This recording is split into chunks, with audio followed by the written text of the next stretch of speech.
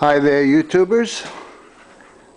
I'm going to make a video now of a Cub Cadet. It's an MTD Cub Cadet. This is not an international harvester. The name was bought by MTD.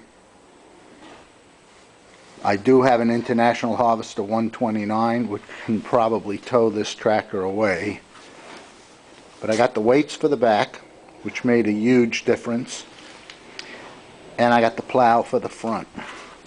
I had this tractor about 14 years when I bought the house.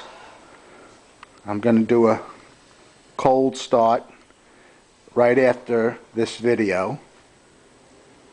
This is part one, and then I will plow my driveway. I plowed early this morning, but it snowed about another 4 inches.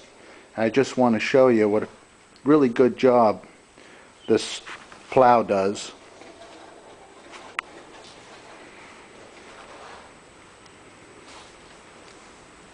And that's it. I will post part 2 and show you how it plows this driveway out.